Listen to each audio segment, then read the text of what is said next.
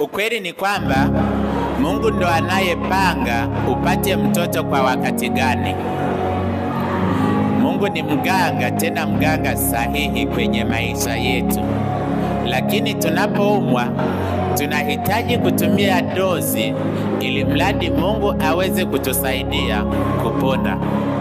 Hivyo basi, unapompigia magoti Mungu ili aweze kukupatia mtoto, kuna mazingira ambayo unatakiwa kuyaandaa ili mradi uweze kusaidiwa.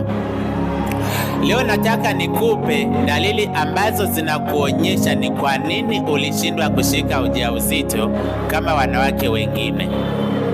Dalili ya kwanza kabisa ambayo unahitaji kuchunguza kama unaipitia ni hormonal imbalance, ni mvurugiko wa homoni. Ikiwa unapata hedhi nzito au unapata maumivu makali wakati wa hedhi, fahamu kwamba hili ni tatizo kubwa sana. Ikiwa unapitia changamoto ya kuota vinywele mgongoni, kifuani au kidevuni, wewe ni mwanamke, haupasi kuota vinywele katika sehemu zisizo rasmi. Na hizi ni dalili mojawapo ambazo zinakuonyesha kwamba wewe huwezi kushika ujauzito. Lakini pia ikiwa unapitia changamoto ya maambukizi mabaya ukeni, fahamu kwamba ni ngumu sana kushika ujauzito.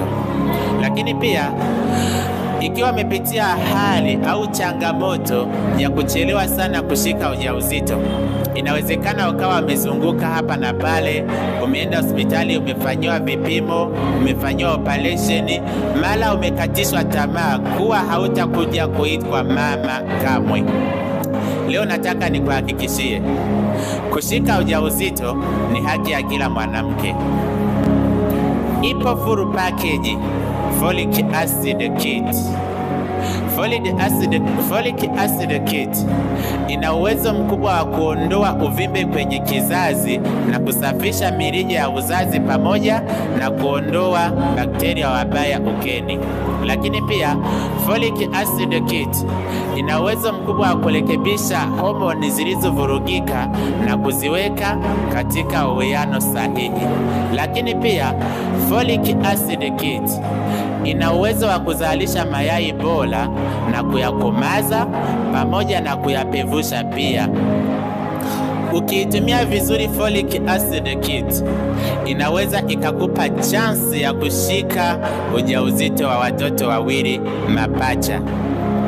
Folic acid kit imeweza kuwasaidia wanawake wengi sana walioshindwa kushika ujauzito, na sasa wapo kwenye familia zao na wanafurahia ndoa zao pia.